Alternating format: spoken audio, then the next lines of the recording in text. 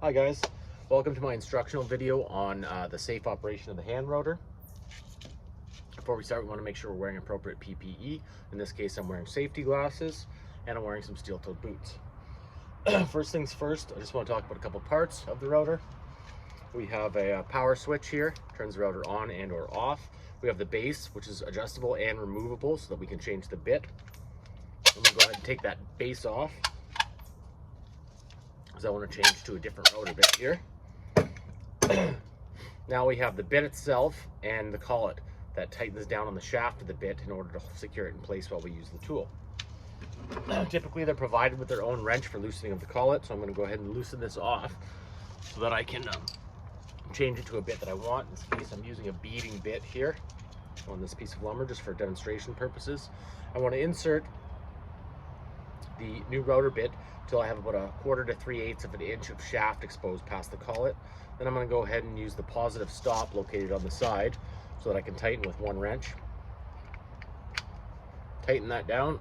We want it very nice and tight to prevent any possible slippage while we're using the tool.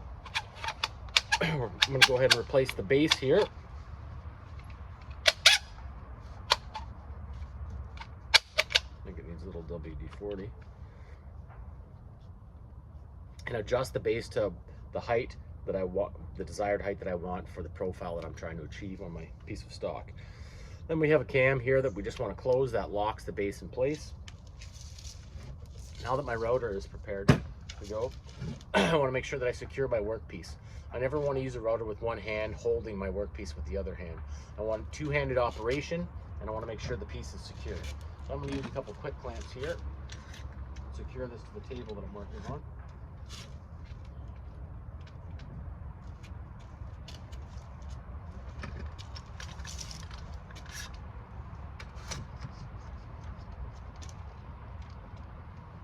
Okay. A couple things I just want to go over quickly is we don't want to operate the rotor too fast, because for one, we're going to get a rough cut. Two, it's more prone to there being some type of chip or projectile that could potentially injure you, right? I also, when I'm actually milling my piece and I stop, I do not want to let go of this rotor or set it down until my bit has stopped rotating and I know that it's safe to do so. So my work is secure. I always want to keep my fingers a safe distance away from the rotor bit. In this case, we always want two-handed operation, so I don't have to worry about my fingers being anywhere too close to the bit. I want to make sure that, though, that my hand position on the rotor doesn't put my fingers in proximity to this aperture where we can see inside of the rotor. So I'm going to make sure that I hold this firmly by the back side of the rotor. Another note when you're rotoring is if your workpiece starts burning, it means you're probably traveling too fast. So you want to, or you're traveling too slow, sorry. So you want to make sure that you allow the rotor bit to do the work, not forcing, not putting too much load on it, but also not going too slow. Okay, I'm going to go ahead and plug my piece back in. I'll plug my tool back in. Another note is when I'm starting to mill a piece, I don't want to start with the bit up against my stock when I turn on the rotor. That can cause kickback and potential injury, right? I also want to take note of the rotation of the bit, the cutting edge of the bit, right? So I make sure that I'm applying my travel in the appropriate direction. Now you can see the cutting edge on the rotor bit, and it appears that I'm to be cutting left to right. So now I'm going to make sure that my base is stable. I have good two-handed operation. I'm going to turn on my rotor and then plunge into my workpiece and start traveling at a nice steady pace, allowing the bit to do the work.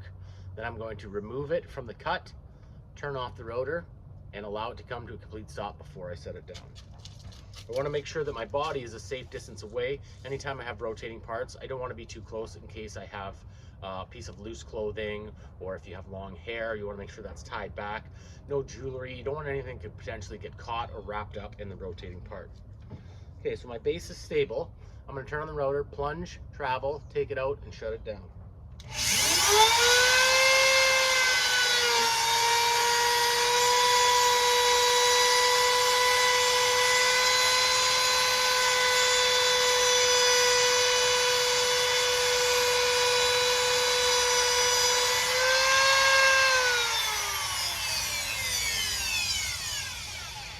Notice how I hold the router with 2 hands until it stops rotating. I can see that I've achieved the bead that I want on this particular part.